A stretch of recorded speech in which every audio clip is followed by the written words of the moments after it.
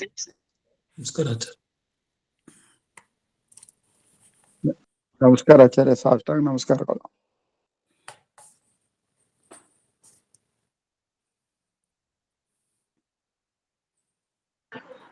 ನಮಸ್ಕಾರ ಗುರುಗಳೇ.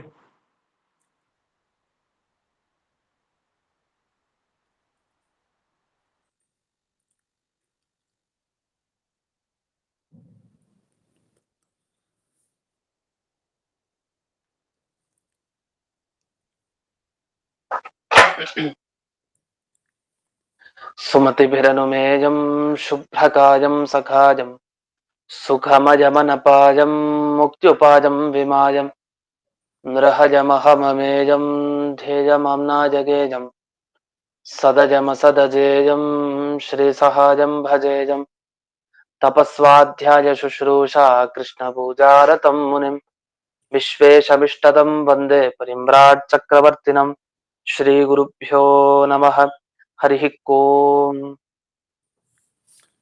ಶ್ರೀಪತ್ಯೇ ನಿತ್ಯ ಗಣಿತ ಗುಣಮಾಣಿಕ್ಯ ವಿಶದ ಪ್ರಭಾ ಜಾಲೋಲ್ಲಾಸೋಪಹತ ಸಕಲಾವದ್ಯ ತಮಸೆ ಜಗಜ್ಜನ್ಮಸ್ಥೇಮ ಪ್ರಳಯ ರಚನಾಶೀಲ ವಪುಷೆ ನಮೋ ಶೇಷಾಂನಾಯ ಸ್ಮೃತಿ ಹೃದಯ ದೀಪ್ತಾಯ ಹರೇ ಯೇನ ಪ್ರಾದುರಭಾವಿ ಭೂಮಿ ಬಲದೆ ವ್ಯಸ್ತಾರಿಗೋ ಸಂತತಿಃ ಪ್ರಾಬೋಧಿಶ್ರುತಿ ಪಂಕಜಂ ಕರುಣಜಾ ಪ್ರಕಾಶಿತತ್ವಂ ಪರಂ ಧ್ವಂತಂ ಧ್ವಂಸಮನಾದಿ ಸಾಧುನಿಕರಶ್ಚಾಕಾರಿ ಸನ್ಮಾರ್ಗಗಃ ತೇನಂ ವ್ಯಾಸದಿವಾಕರೇಣ ಸತತಂ ಮಾತ್ಯಾಜಿ ಮೇ ಮಾನಸಂ ವ್ಯಾಪ್ತಿರ್ಯಸ್ಯ ನಿಜೇ ನಿಜೇ ನಮಃ ಸಾ ಪಕ್ಷೇ ಸಪಕ್ಷೇ ಸ್ಥಿತಿಃ ವ್ಯಾವೃತ್ತಿಶ್ಚ ವಿಪಕ್ಷತೋಥ ವಿಷಯೇ ಸಕ್ತಿರ್ನ ವೈ ಬಾಧಿತೆ ನೈವಾಸ್ತಿ ಪ್ರತಿಪಕ್ಷಯುಕ್ತಿರತುಲಂ ಶುದ್ಧಂ ಪ್ರಮಾಣಂ ಸಮೇ ಭೂಯಾತ್ ತತ್ವವಿನಿರ್ಣಯಾಯ ಭಗವಾನ್ ಆನಂದತೀರ್ಥೋ ಮುನಿಃ ಭವತಿ ಯದನುಭಾವಾತ್ಯೇಡಮೂಕೋऽಪಿ ವಾಗ್ಮಿ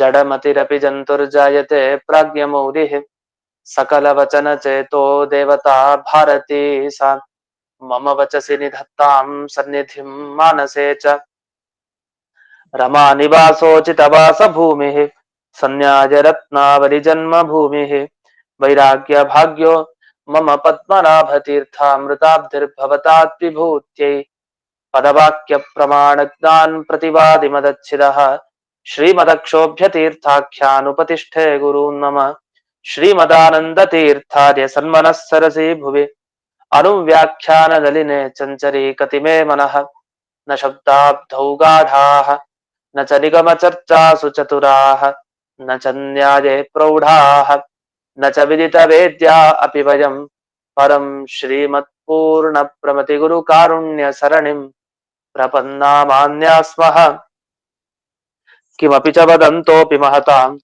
ॐ नारायणं निखिलपूर्णगुणैकदेहं निर्दोषमाप्यतममप्यखिलैः सुवाक्यैः अस्योद्भवादिदमशेष विशेषतोऽपि वन्द्यं सदा प्रियतमं मम सन्नमामि कुपिता हि फणच्छाया समीकृत्या परं सुखं सेवन्ते यत्पदं धीराः तं भजे वल्लभं श्रियः.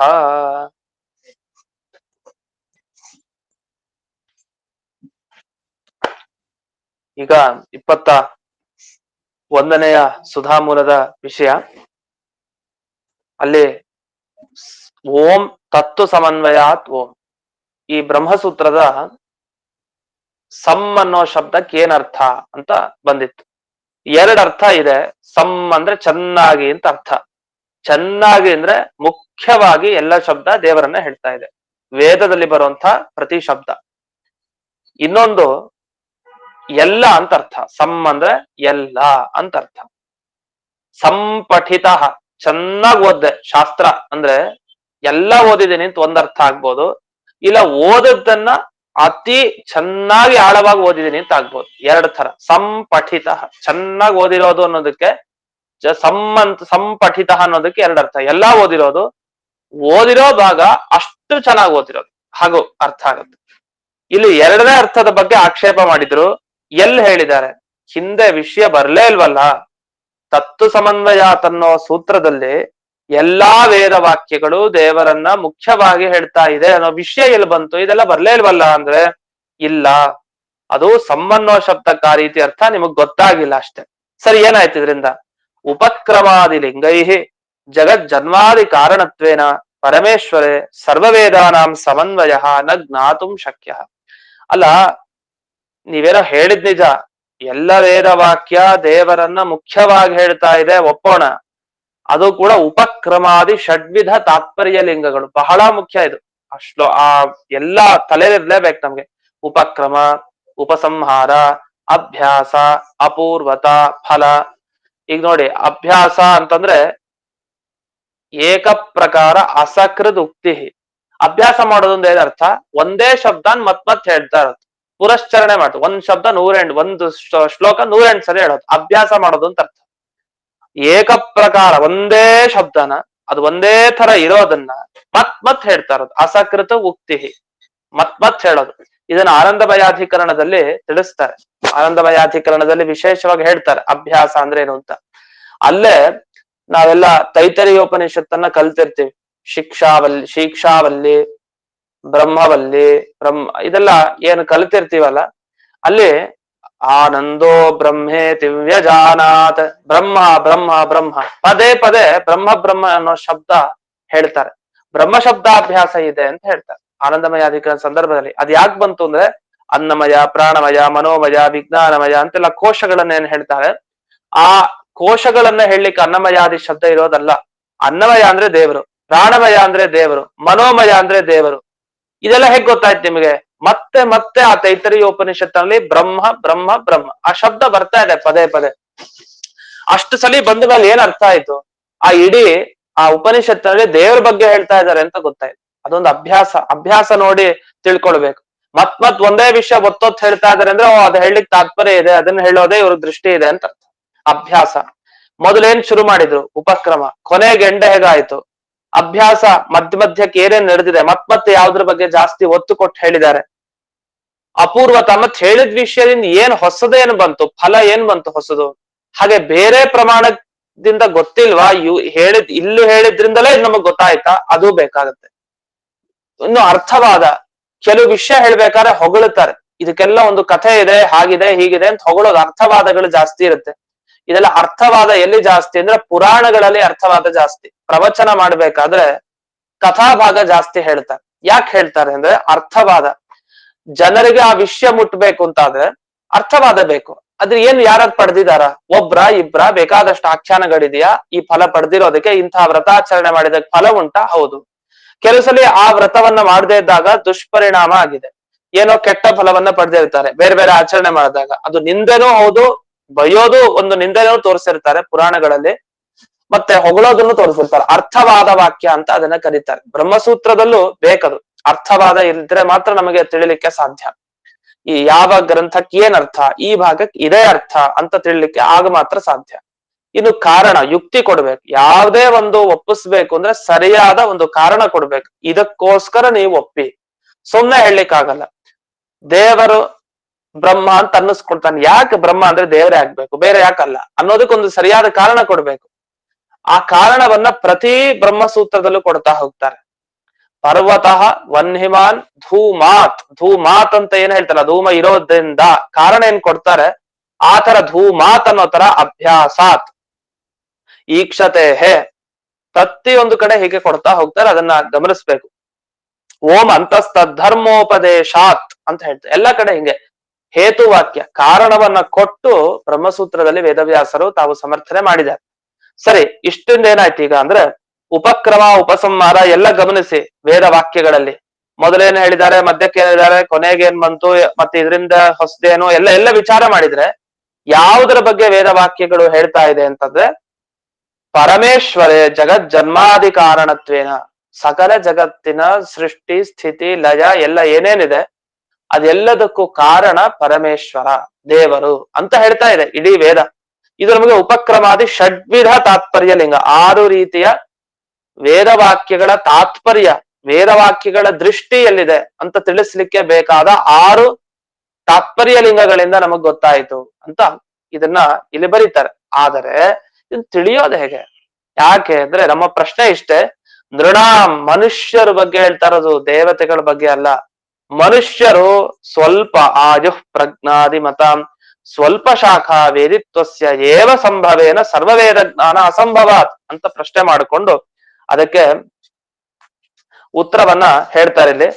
ಇಲ್ಲಿ ಶೇಷವಾಕ್ಯಾರ್ಥ ಚಂದ್ರಿಕಾದಲ್ಲಿ ಉತ್ತರ ಕೊಟ್ಟಿದ್ದಾರೆ. ಆ ಭಾಗ ಮುಂದಕ್ಕೆ ಬರುತ್ತೆ, ಅದರಿಂದ ಅದನ್ನ ಬಿಟ್ಟು ಮುಂದಕ್ಕೆ ಹೋಗೋಣ.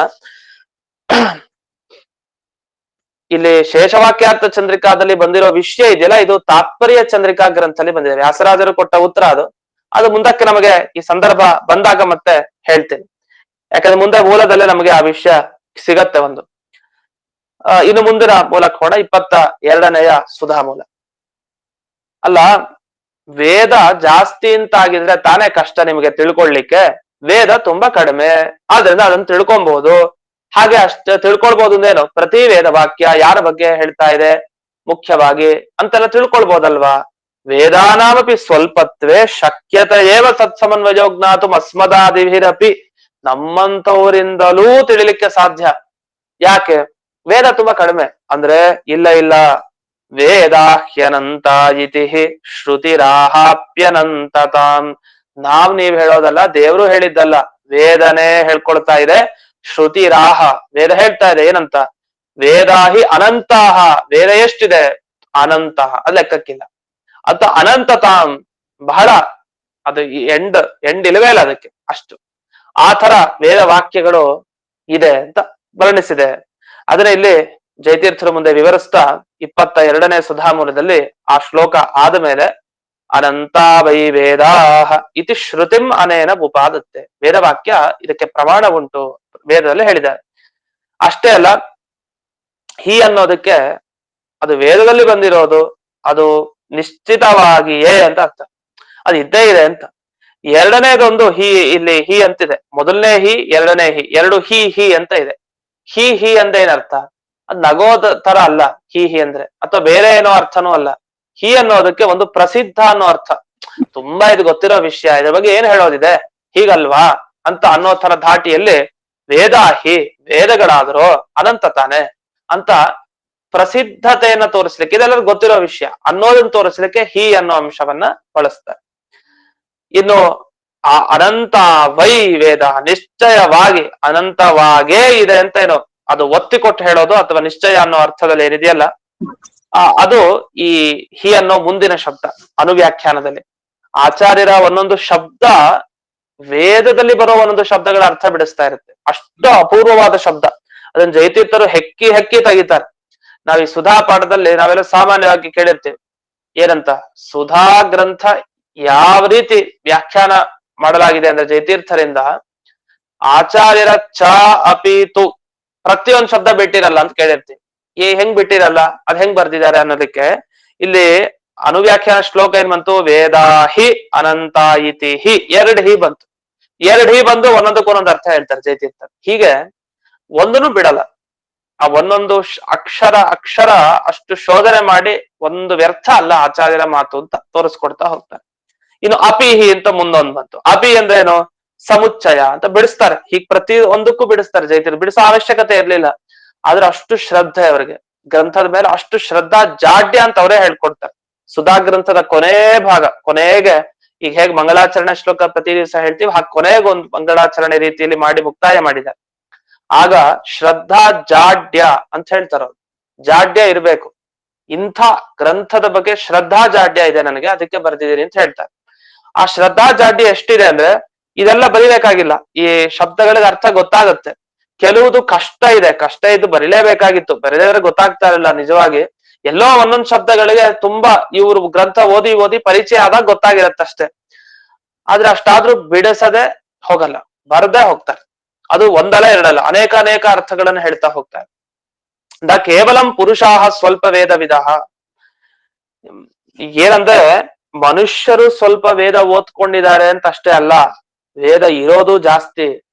ವೇದ ಇರೋದು ಜಾಸ್ತಿ ಅಂದ್ಮೇಲೆ ಮನುಷ್ಯರು ಓದ್ಬೇಕಾಗಿದ್ ಸ್ವಲ್ಪನೇ ಆಗತ್ತೆ, ಅನಿವಾರ್ಯ. ಅವ್ರ ಆಯುಷ್ಯ ಕಡಿಮೆ, ಬುದ್ಧಿಶಕ್ತಿ ಕಡಿಮೆ ಆಗಲ್ಲ. ಈ ಕಾಲದಲ್ಲಿ ಬೇರೆ ಕಾಲ ಮಹಿಮೆ, ಮತ್ತೆ ಇವ್ರ ದೇಶ ಮಹಿಮೆ, ಎಲ್ಲವೂ ಕಷ್ಟ ಇದೆ. ಆದ್ರೆ ಅಲ್ಲ, ಅದಕ್ಕೊಂದು ಮಾತು ಹೇಳ್ತಾರೆ, ಸಂತು ಪುರುಷ ಸ್ವಲ್ಪ ವಿಧ ಅಲ್ಲ, ಇರ್ಲಿ ಬಿಡಿ, ಮನುಷ್ಯರು ಕಡಿಮೆ ತಿಳ್ಕೊಂಡಿದ್ದಾರೆ, ವೇದ ಜಾಸ್ತಿ ಇದೆ, ಆದ್ರೂ ಯಾಕೆಲ್ಲ ಸಮನ್ವಯ ಯಾಕೆ ತಿಳ್ಕೊಳ್ಬಾರದು ಪ್ರತಿ ಶಬ್ದಗಳಿಗೆ? ಇದೇನು ಉತ್ತರ? ಇದು ತಿಳ್ಕೊಳ್ಳಿ ಅಂದ್ರೆ ಸುಮ್ ತಿಳ್ಕೊಳಿಕ್ ಆಗ್ತಾ? ವೇದ ರಾಶಿ ಅನಂತ ಆಗಿದೆ, ಮನುಷ್ಯರು ತಿಳ್ಕೊಂಡಿದ್ ಬಹಳ ಕಡಿಮೆ. ಆದ್ರೂ ತಿಳ್ಕೊಳ್ಳಿ ಅನ್ನೋದಕ್ಕೆ ಅರ್ಥ ಇದೆಯಾ ಈ ತರ ಪ್ರಶ್ನೆ ಮಾಡೋದಕ್ಕೆ? ಅದಕ್ಕೆ ಇಲ್ಲ ಹೀಗ್ ಮಾಡಬಾರದು ಅಂತ ಮುಂದೆ ಉತ್ತರ ಕೊಡ್ತಾರೆ ಮಧ್ವಾಚಾರ್ಯ. ಇಲ್ಲಿ ಜೈತೀರ್ಥರು ಪ್ರಶ್ನೆ ಮಾಡಿಕೊಂಡು, ಸಂತು ಪುರುಷಾಹ ಸ್ವಲ್ಪವಿಧ, ಇರ್ಲಿ ಸಂತು ಪುರುಷಾಹ ಸ್ವಲ್ಪವಿಧ, ಮನುಷ್ಯರೆಲ್ಲ ಸ್ವಲ್ಪ ಸ್ವಲ್ಪ ತಿಳ್ಕೊಂಡಿದ್ದಾರೆ. ವೇದಾಶ್ಚ ಅನಂತಹ, ವೇದರಾಶಿ ಅದ ಅನಂತ, ಎಲ್ಲಿ ತಥಾಪಿ ಹಾಗಿದ್ರು ಕಥಂ ಸಮನ್ವಯ ಜ್ಞಾನಮ ಶಕ್ಯಂ, ಯಾಕೆ ಈ ಸಮನ್ವಯ ತಿಳ್ಕೊಳ್ಳಿಕ್ ಸಾಧ್ಯ ಇಲ್ಲ? ಒಂದೊಂದು ಶಬ್ದಗಳಿಗೆ ದೇವರು ಅಂತ ಸರಿಯಾಗಿ ಅರ್ಥ ಯಾಕೆ ತಿಳ್ಕೊಳ್ಳಿಕ್ ಬರಲ್ಲ ಎಲ್ಲದಕ್ಕೂ ಅಂದ್ರೆ, ಆಗ ಬಹಳ ಚೆನ್ನಾಗಿ ಹೇಳ್ತಾರೆ. ಅನಂತ ವೇದ ನಿರ್ಣೀತಿರ್ ಮಹಾಪ್ರಲಯ ಬಾರಿಧೇ ಉತ್ತಾರಣೋಪಮ. ಇದು ಅನಂತ ವೇದಗಳ ನಿಶ್ಚಯ ಮಾಡ್ಕೊಳ್ಳೋದು ಅನ್ನೋದು ಯಾವ ತರ ಗೊತ್ತಾ? ಒಂದು ಎಕ್ಸಾಂಪಲ್ ಕೊಡ್ತೀವಿ ಅಂತ, ಒಂದು ಉದಾಹರಣೆ ಕೊಡ್ತೀವಿ ಅಂತ ಮಧ್ವಾಚಾರ್ಯ ಒಂದು ಉದಾಹರಣೆ ಕೊಡ್ತಾರೆ. ಈ ಉದಾಹರಣೆ ಕೇಳಿದ್ಮೇಲೆ ನಮಗ್ ಅರ್ಥ ಆಗುತ್ತೆ ಇದಾಗಲ್ಲ, ಆಗದೆ ಇರೋ ಮಾತಿದು ಅಂತ. ಅನಂತ ವೇದ ರಾಶಿಗಳ ನಿಶ್ಚಯ ಹೀಗೆ ಅಂತ ತಿಳಿಯೋದು ಅದು ಅಸಾಧ್ಯ ಮಾತು. 10 ವೇದವಾಕ್ಯ ಅಲ್ಲ, 1 ವೇದವಾಕ್ಯ ಅರ್ಥ ಮಾಡ್ಕೊಳ್ಳೋದು ಬಹಳ ಕಷ್ಟ ಇದೆ. ಅಷ್ಟು ವಿಚಾರ ಮಾಡಿ ಅರ್ಥ ಮಾಡ್ಕೊಬೇಕಾಗತ್ತೆ. ಅಂಥದ್ರಲ್ಲಿ ಅನಂತ ವೇದ ತಗೊಂಡು ಅದಕ್ಕೆ ದೇವರ ಅರ್ಥ ಅಂತ ತೀರ್ಮಾನ ಮಾಡ್ಕೊಳ್ಬೇಕು ಅಂದ್ರೆ ಇದು ಹೇಗೆ ಅಂದ್ರೆ, ಮಹಾಪ್ರಳಯ ವಾರಿಧೇಹ ಉತ್ತಾರಣ ಉಪಮ. ಒಬ್ಬ ಸಮುದ್ರ ದಾಟ್ಬೇಕು ಅಂತ ಹೊರಟ. ಯಾವ ಸಮುದ್ರ? ನಾವು ಕಾಣೋ ಸಮುದ್ರ ಇದನ್ನೇ ದಾಟ್ಲಿಕ್ಕೆ ಆಗಲ್ಲ. ಮಹಾಪ್ರಳಯ ವಾರಿಧೇಹೆ, ವಾರಿಧಿ ಸಮುದ್ರ. ಮಹಾಪ್ರಳಯ ಆಗಬೇಕಾದ್ರೆ ಸಮುದ್ರ ಇದೆಯಲ್ಲ, ಮಹಾಪ್ರಳಯ ಸಮುದ್ರ, ಅದನ್ನ ದಾಟೋದ್ ಹೇಗೋ ಹಾಗಾಯ್ತು ನಿಮ್ ಕತೆ. ಅಂದ್ರೆ ಅನಂತ ವೇದಗಳನ್ನ ದಾಟೋದು, ಅದನ್ನ ತಿಳಿಯೋದು ಅಂದ್ರೆ ಹೇಗೆ? ಮಹಾಪ್ರಳಯ ಕಾಲದ ಸಮುದ್ರವನ್ನ ದಾಟೋದ್ ಹೇಗೋ ಹಾಗೆ ಅಂತ ಮುಗಿದೋಯ್ತು. ಇದು ಒಂದು ಮಾತಿನಿಂದ ಅರ್ಥ ಆಗೋಯ್ತು ನಮ್ಗೆ. ಸ್ವಲ್ಪ ಶಾಖಾಮ್, ಇನ್ನು ಮುಂದೆ ಬಿಡಿಸ್ತಾರೆ, ಸ್ವಲ್ಪ ಶಾಖಾವಿದಾಮಿತಿ ವರ್ತದೆ. ಸ್ವಲ್ಪ ಶಾಖೆ ತಿಳಿದಿರೋರ್ ಬಗ್ಗೆ ಅದು ಹೇಳ್ತಾ ಇರೋದು. ಜಾಸ್ತಿ ತಿಳ್ಕೊಂಡಿರೋರ್ ಬಗ್ಗೆ ಅವ್ರು ತಿಳ್ಕೊಬಹುದು. ಮಹಾಪ್ರಳಯ ವಾರಿಧೇಹ ಉತ್ತಾರಣೋಪಮ ಅಂತ ಈ ಅರ್ಥವನ್ನ ಇದಕ್ ಬಿಡಿಸಿದ್ದಾರೆ. ಇಲ್ಲೊಂದು ವ್ಯಾಕರಣ ವಿಚಾರ ಮಾಡ್ತಾರೆ. ಈ ವ್ಯಾಕರಣದ ವಿಚಾರದಲ್ಲಿ ಏನಂದ್ರೆ, ಇಲ್ಲಿ ಈ ಸಮಸ್ತ ಪದ ಮಾಡ್ಬೇಕು. 2 ಪದ ಇದ್ದಾಗ ಅದನ್ನ ಒಂದೇ ಪದ ಮಾಡಿ ಹೇಳ್ತಾರೆ. ಹೇಗೆ ಅಂದ್ರೆ, ದೇವರನ್ನು ಪೂಜಿಸುವ ಬ್ರಾಹ್ಮಣ, ದೇವರನ್ನು ಪೂಜಿಸುವ ಬ್ರಾಹ್ಮಣ ಅಂತ ಬಿಡಿಸಿ ಬಿಡಿಸಿ ಹೇಳ್ತೀವಿ. 3 ಪದ ಆಯ್ತು. ದೇವರನ್ನು ಪೂಜಿಸುವವನು ಬ್ರಾಹ್ಮಣ, ಅಥವಾ ಪೂಜಿಸುವ ಅಂತ ಇಟ್ಕೊಂಡ, ದೇವರನ್ನು ಪೂಜಿಸುವ ಬ್ರಾಹ್ಮಣ, 3 ಶಬ್ದ ಆಯ್ತು. ಈ 3 ಒಂದೇ ಮಾಡಿ ದೇವ ಬ್ರಾಹ್ಮಣ, ಮುಗಿದಾಯ್ತು. ದೇವ ಬ್ರಾಹ್ಮಣ ಅಂದ್ರೆ ದೇವರನ್ನು ಪೂಜಿಸುವ ಬ್ರಾಹ್ಮಣ ಅಂತ. ಶಾರ್ಟ್ ಫಾರ್ಮ್ ಅಂದ್ರೆ ಜಾಸ್ತಿ ಪದಗಳನ್ನ ಒಂದೇ ಪದ ಮಾಡೋದು, ಇದು ಸಮಾಸ ಅಂತಾರೆ. ಜಾಸ್ತಿ ಬಿಡಿಸಿ ಬಿಡಿಸಿ ಹೇಳಿದ್ರೆ ಅದು ವಿಗ್ರಹ ಅಂತಾರೆ. ಬಿಡಿಸಿ ಹೇಳಿರೋದು ವಿಗ್ರಹ. ಅದಕ್ಕೆ ವ್ಯಾಸ ಅಂತಾರೆ. ವ್ಯಾಸ ಅಂದ್ರೆ ಬಿಡಿಸಿ ಬಿಡಿಸಿ. ವೇದವ್ಯಾಸರು ವ್ಯಾಸ ವಿಭಾಗ ಮಾಡ್ತಾ ಹೋದ್ರು ವೇದಗಳನ್ನ, ಅದಕ್ಕೆ ಅಲ್ಲಿ ವ್ಯಾಸ ಅಂತ ಕರೀತಾರೆ. ವಿಗ್ರಹ ಅಂತ ಅಂತಾರೆ. ಸಮಾಸ ಅಂದ್ರೆ ಸೇರಿಸಿ ಹೇಳೋದು. ಇಲ್ಲಿ ಸಮಾಸ ಹೇಗಾಯ್ತು ಅಂತ ಒಂದು ಪ್ರಶ್ನೆ ಮಾಡ್ತಾರೆ. ಅನುವ್ಯಾಖ್ಯಾನದಲ್ಲಿ ಮಧ್ವಾಚಾರ್ಯರ ಪ್ರಯೋಗ ಏನಿದೆ? ಮಹಾಪ್ರಳಯವಾರಿಧೇಹ, ಸರಿ, ಮಹಾಪ್ರಳಯ ಕಾಲದ ಸಮುದ್ರ, ಮಹಾಪ್ರಳಯ ಸಮುದ್ರ, ಸರಿ ಸೇರಿಸು. ಉತ್ತಾರಣೋಪಮ, ದಾಟೋದ್ ಹೇಗೋ ಹಾಗೆ ಅಂತ ಒಂದ್ ಬಂತು. ಆ ಉತ್ತಾರಣ ಉಪಮ ಅನ್ನೋದು ಅಲ್ಲಿ 2 ಪದ ಸೇರಿಸಿದ್ರಲ್ಲ ಅದು ತಪ್ಪು ಅಂತ ಹೇಳ್ತಾರೆ. ಯಾಕೆ ತಪ್ಪು ಅಂದ್ರೆ, ಈಗ ದಾಟೋ ತರ ಅಂದ್ರೆ ಯಾವ್ದನ್ ದಾಟೋ ತರ ಹೇಳ್ಬೇಕಲ್ಲ. ಅದೇ ಮಹಾಪ್ರಳಯ ಸಮುದ್ರ ದಾಟೋ ತರ. ಮತ್ತೆ ಈ ಶಬ್ದ ಇದೆಯಲ್ಲ ಉತ್ತಾರಣ, ದಾಟೋದು ಅನ್ನೋದು, ಆ ದಾಟೋದು ಅನ್ನೋದಕ್ಕೆ ಮುಂದಿನ ಪದಕ್ಕೂ ಲಿಂಕ್ ಇದೆ, ಹಿಂದಿನ ಪದಕ್ಕೂ ಲಿಂಕ್ ಇರುತ್ತೆ. ಆಗ ಒಂದೇ ಪದ ಮಾಡೋ ಹಾಗಿಲ್ಲ, ಸಮಾಸ ಮಾಡೋ ಹಾಗಿಲ್ಲ ಅಂತ ಒಂದು ಮಾತಿದೆ. ಉದಾಹರಣೆಗೆ ದೇವದತ್ತಸ್ಯ ಗುರುಕುಲಂ ಅಂತ ಒಂದು ಮಾತು ಮುಂದೆ ಬಂದಿದೆ. ದೇವದತ್ತನ ಗುರುಕುಲ, ಒಂದು ಗುರುಕುಲದಲ್ಲಿ ದೇವದತ್ತ ಓದ್ತಾ ಇದ್ದ, ದೇವದತ್ತನ ಗುರುಕುಲ. ಈಗ ನೋಡಿ ಪ್ರಶ್ನೆ, ಈಗ ದೇವದತ್ತನ ಗುರುಕುಲ ಅಂದ್ರೆ ವ್ಯಾಕರಣದ ಪ್ರಕಾರ ದೇವದತ್ತನ ಗುರುಗಳು ಯಾರಿದ್ದಾರೋ ಅವರ ಕುಲ ಮನೆ ಅಂತ ಅರ್ಥನೋ, ಅಥವಾ ಅವರು ಕಟ್ಟಿದ ಸಂಸ್ಥೆ ಅಂತ ಅರ್ಥನೋ, ಅಥವಾ ದೇವದತ್ತನ ಗುರುಕುಲ, ದೇವದತ್ತನಿಗೆ ನೇರವಾಗಿ ಆ ಸಂಸ್ಥೆಗೆ ಸಂಬಂಧಪಟ್ಟಿದ್ದು, ಗುರುಗಳಿಗೆ ಸಂಬಂಧಪಡ್ತಾನೋ ದೇವದತ್ತ, ಆ ಗುರುಕುಲ ಇದೆಯಲ್ಲ ಆ ಗುರುಕುಲದಲ್ಲಿ ಇದ್ದಾನೆ ಅಂತ ಆ ಕುಲಕ್ಕೆ, ಆ ಸಂಸ್ಥೆಗೆ ಸಂಬಂಧ ಪಡೋನವನು. 2 ತರನ ವಿಚಾರ ಮಾಡ್ತಾರೆ ಜನ. ದೇವದತ್ತನ ಗುರುಕುಲ ಅಂದ್ರೆ ನಮ್ ಗುರುಕುಲ ಅಲ್ಲಿದೆ ಅಂತಂದ್ರೆ ಏನರ್ಥ? ನಮ್ಮ ಗುರುಗಳ ಕುಲ ಅಲ್ಲಿದೆ ಅಂತ ಯೋಚನೆ ಮಾಡೋರು ಇರ್ತಾರೆ. ನಮ್ ಗುರುಕುಲ ಅಂದ್ರೆ ಅದೇ ಬಿಲ್ಡಿಂಗ್ ಅಂತ ನೆನಪಾಗುತ್ತೆ. ಬಿಲ್ಡಿಂಗ್ ನೆನಪಾಗತ್ತೆ ಕೆಲವರಿಗೆ ಅಷ್ಟೇ, ಗುರುಕುಲ ನೆನಪಾಗತ್ತೆ, ಗುರುಗಳೆಲ್ಲ ನೆನಪಾಗಲ್ಲ. ನಮ್ ಗುರುಕುಲ ಅಲ್ಲಿದೆ ಅಲ್ಲ ಅಷ್ಟೇ. ಗುರುಗಳು ನೆನಪಾಗದೆ ಹೇಗೆ ಗುರುಕುಲ ನೆನಪಾಗತ್ತೆ? ಆ ಗುರುಗಳು ನೆನಪಾಗ್ಬೇಕು. ಹಾಗಾದ್ರೆ ನೇರವಾಗಿ ಸಂಬಂಧ ಇದೆ ಅಂತ ತೋರಿದ್ರು ಗುರುಗಳ ಮುಖಾಂತರನೇ ಹೋಗ್ಬೇಕು. ಆದ್ರೆ ಈ ರೀತಿ ಇದ್ದಾಗ ಸಮಾಸ ಮಾಡಿದ್ದಾರೆ ಇಲ್ಲಿ. ಗುರುಗಳ ಕುಲ, ಗುರುಗಳು ಯಾರು? ಗುರುಗಳು ದೇವದತ್ತನ ಗುರುಗಳು. ಆ ಗುರುಗಳಿಗೂ ಆ ಸಂಸ್ಥೆಗೂ ಸಂಬಂಧ ಇದೆ, ಗುರುವಿಗೂ ದೇವದತ್ತನಿಗೂ ಸಂಬಂಧ ಇದೆ. ಎರಡರ ಸಂಬಂಧ ಇದ್ದಾಗ ಒಂದೇ ಪದ ಮಾಡೋ ಹಂಗಿಲ್ಲ ಸಮಾಸ ಅಂತ ಒಂದು ವ್ಯಾಕರಣದ ನಿಯಮ. ಆದ್ರೆ ಮಾಡಿದಾರೆ ಇಲ್ಲಿ. ಅಲ್ಲಿ ಹೇಗೋ ಹಾಗೆ ಇಲ್ಲೂ ಕೂಡ. ದಾಟಬೇಕು ಅಂದ್ರೆ ಸಮುದ್ರ ಬೇಕೇ ಬೇಕಲ್ಲ, ಅದು ಇರ್ಲೇಬೇಕು. ಗುರುಗಳು ಅಂದ್ರೆ ಶಿಷ್ಯ ಒಬ್ಬ ಇರ್ಲೇಬೇಕಲ್ಲ, ಶಿಷ್ಯ ಇಲ್ಲದೆ ಗುರುತ್ವ ಹೆಂಗ್ ಬರುತ್ತೆ? ಅದು ಸಾಧ್ಯನೇ ಇಲ್ಲ. ಹಾಗೆ ಶಿಷ್ಯ ಅಂತ ಆಗ್ಬೇಕು ಅಂದ್ರೆ ಒಬ್ಬ ಗುರು ಬೇಕೇ ಬೇಕು. ಅದು ನಿತ್ಯ ಸಾಪೇಕ್ಷ ಅಂತಾರೆ. ಗುರುತ್ವ ಬಿಟ್ಟು ಶಿಷ್ಯತ್ವ ಇಲ್ಲ, ಶಿಷ್ಯತ್ವ ಬಿಟ್ಟು ಗುರುತ್ವ ಇಲ್ಲ. ಹಾಗೆ ದಾಟೋದು ಅನ್ನೋದು ನೀರನ್ ಬಿಟ್ಟು ದಾಟೋದು ಅಂತಿಲ್ಲ, ಅದನ್ನ ನೀರನ್ ದಾಟೋದು ಅಂತ, ನೀರನ್ ದಾಟೋದು ಅಂತ ಅರ್ಥ. ಅದರಿಂದ ಅದೇ ಪರಸ್ಪರ ನಿಯತವಾದ ಆಕಾಂಕ್ಷೆ ಅಂತ ಅರ್ಥ, ನಿತ್ಯವಾದ ಅಪೇಕ್ಷೆ ಇದೆ ಅಂತ ಹೇಳ್ತಾರೆ. ಇದು ವ್ಯಾಕರಣದ ವಿಚಾರದ ಒಂದು ಸಾರ ಭಾಗ. ಇದಾಗಿ ಒಂದು ಮಾತನ್ನ ಕೊನೆಗೆ ಹೇಳಿ ಈ ಪ್ಯಾರ ಮುಕ್ತಾಯ ಮಾಡ್ತಾರೆ. ಯಹ ಯದ್ವಾಕ್ಯಂ ಸ್ವರೂಪತೋ ನ ಜಾನಾತಿ ಸಹ ತತ್ರ ಉಪಕ್ರಮಾದಿ ಅನುಸಂಧಾಯ ವಾಕ್ಯಾರ್ಥಂ ಅವಧಾರಯತಿ ಅಸಂಭಾವಿತ ಮೇತ. ಬಹಳ ಅಸಂಭಾವಿತ ಮಾತು ಅಂತ. ಏನ್ ಮಾತು? ಈಗ ವಾಕ್ಯನೇ ಗೊತ್ತಿಲ್ಲ ಅವನ್ ಮನುಷ್ಯನಿಗೆ, ಏನ್ ಅವನ್ ಸ್ವರೂಪನೇ ಗೊತ್ತಿಲ್ಲ. ಅಲ್ಲಿ ಆ ಬೇರೆ ವಾಕ್ಯ ಇದ್ರೆ ಆ ವಾಕ್ಯ ಇವನ್ ತಿಳ್ಕೊಂಡು ಅದ್ರಲ್ಲಿ ಉಪಕ್ರಮ ಉಪಸಂಹಾರ ಎಲ್ಲ ಇದೆಯಾ ಅಂತ ನೋಡ್ಕೊಂಡು ಈ ವೇದ ಮಂತ್ರಗಳಿಗೆ ಇವನ್ ಅರ್ಥ ಅಂತ ತೀರ್ಮಾನ ಮಾಡ್ಬೋದು. ಅವನಿಗೆ ಅನಂತ ವೇದ ರಾಶಿರ ಒಂದ್ ಪುಸ್ತಕ ನೋಡಿದ್ರಲ್ಲ ಒಂದ್ ಪೇಜ್ ನೋಡ್ದವನು, ಎರಡನೇ ಪೇಜೇ ಗೊತ್ತಿಲ್ಲ ಅವನಿಗೆ. ಬೇಡ, ಮೊದಲು 2 ಮಂತ್ರ ನೋಡಿದವನು ಮುಂದಿನ 2 ಮಂತ್ರ ಗೊತ್ತಿಲ್ಲ. ಅಂಥ ವ್ಯಕ್ತಿಗೆ ಉಪಕ್ರಮಾದಿಗಳನ್ನ ನೋಡ್ಕೊಂಡು ವೇದಕ್ಕೆ ಅರ್ಥ ತೀರ್ಮಾನ ಮಾಡ್ಬಿಡ್ತಾನೆ ಅಂದ್ರೆ ಇದು ಹೆಂಗ್ ಸಾಧ್ಯ? ಅದನ್ನ ಹೇಳ್ತಾರೆ. ಯಾರು ಯಾವ ವಾಕ್ಯವನ್ನೇ ನಿಜವಾಗಿ ತಿಳ್ಕೊಂಡಿಲ್ವೋ ಅಂಥವರಿಗೆ ಅಲ್ಲೆಲ್ಲ ಅನುಸಂಧಾನ ಮಾಡ್ಕೊಂಡು ಇದೇ ಆ ವಾಕ್ಯದ ಅರ್ಥ ಅಂತ ಹೆಂಗ್ ಹೇಳ್ತಕ್ಕೆ ಸಾಧ್ಯ? ಇದು ಅಸಂಭಾವಿತವಾದ ಮಾತು. ಕೊನೆಗೆ ಇದನ್ನೆಲ್ಲ ನೋಡಿದಾಗ ನಮ್ಗೆ ಏನ್ ಅನ್ಸತ್ತೆ ಅಂದ್ರೆ, ಯಾವ ಜನ್ಮಕ್ಕೂ ಈ ವೇದ ಓದೋದು ಮುಗಿಯಲ್ಲ ಅಂತ ಅನ್ಸತ್ತೆ. ಯಾವ ಜನ್ಮಕ್ಕೂ ವೇದ ರಾಶಿಗಳ ಅರ್ಥ ತೀರ್ಮಾನ ಮಾಡೋದು ಸಾಧ್ಯನೇ ಇಲ್ಲ. ಆದ್ರಿಂದ ಇದು ವ್ಯರ್ಥ ಪ್ರಯತ್ನ ಅನ್ಸತ್ತಲ್ವಾ ನಮ್ದೆಲ್ಲ ಅಂತ. ಹಾಗ ಅನ್ಸಿದ್ರೆ ಅದಕ್ಕೆಲ್ಲ ಉತ್ತರ ಕೊಡ್ತಾರೆ ಚೆನ್ನಾಗಿ. ನೀವ್ ಯಾಕೆ ವ್ಯರ್ಥ ಅನ್ಕೊಳ್ತೀರಿ? ಇದಕ್ಕೋಸ್ಕರನೇ ದೇವರ ಅವತಾರ ಆಗಿದ್ದು, ವೇದವ್ಯಾಸರ ಅವತಾರ. ವೇದವ್ಯಾಸರು ಬ್ರಹ್ಮಸೂತ್ರ ಬರೆದದ್ದೇ ಅದಕ್ಕೆ. ಇದೆಲ್ಲ ಮನುಷ್ಯರಿಗೆ ಕಷ್ಟ, ಅವರು ಈ ಅನಂತ ವೇದ ರಾಶಿಗಳ ಅರ್ಥ ತೀರ್ಮಾನ ಮಾಡ್ಕೊಳ್ಲಿಕ್ಕೆ ಅವ್ರಿಗೆ ಆಗಲ್ಲ ಅಂತಾನೆ ಬ್ರಹ್ಮಸೂತ್ರ ಬರೆದಿದ್ದು. ಬ್ರಹ್ಮಸೂತ್ರ ಓದ್ಬೋದಲ್ಲ, ಬ್ರಹ್ಮಸೂತ್ರ ಎಷ್ಟು ಚಿಕ್ಕದು, 564 ಬ್ರಹ್ಮಸೂತ್ರ ಅಷ್ಟೇ. ಅನಂತ ವೇದ ರಾಶಿಗಳು, ಬ್ರಹ್ಮಸೂತ್ರ ಇಷ್ಟೇ. ಇಷ್ಟರಿಂದ ಅಷ್ಟನ್ನು ತಿಳಿಬಹುದು ಅಂತ ಒಂದು ಉಪಾಯ ಕೊಟ್ಟಿದ್ದಾರೆ. ಬ್ರಹ್ಮಸೂತ್ರ ರೂಪವಾಗಿ ವೇದವ್ಯಾಸರು ಉಪಾಯ ಕೊಟ್ಟಿದ್ದಾರೆ, ಅದನ್ನ ಮುಂದೆ ಉತ್ತರ ಕೊಡ್ತಾರೆ. ಅಂತೂ ಇಲ್ಲಿವರೆಗೆ ಇಷ್ಟು ವಿಷಯಗಳನ್ನು ಗಮನಿಸಿದ್ವಿ. ಏತದುಕ್ತಂ ಭವತಿ ಅಂತ ಮುಂದೆ ಇನ್ನೊಂದು ವಿಚಾರ, ಅಂದ್ರೆ ಇದರ ಸಾರ ಸಂಗ್ರಹವಾಗಿ ಮತ್ತೆ ಅನುಮಾನ ಪ್ರಮಾಣದ ಮುಖಾಂತರ ಹೇಳ್ತಾರೆ. ಈ ವಿಷಯ ಈ ತರ ಹೇಳೋದಲ್ಲ, ಶಾಸ್ತ್ರೀಯವಾಗಿ ಹೇಳೋದು ಅಂತ ಕೆಲವು ಪದ್ಧತಿ ಇದೆ. ಅವೆಲ್ಲ ಅನ್ಕೊಂತಾ ಇರ್ತೀವಿ, ಶಾಸ್ತ್ರೀಯವಾಗಿ ಹೇಳ್ಬೇಕು, ಶಾಸ್ತ್ರೀಯವಾಗಿ ಹೇಳ್ಬೇಕು. ಇದೆಲ್ಲ ಶಾಸ್ತ್ರನೇ, ಇದು ಶಾಸ್ತ್ರೀಯವಾಗಿ ಹೇಳೋ ಕ್ರಮನೇ ಇದು.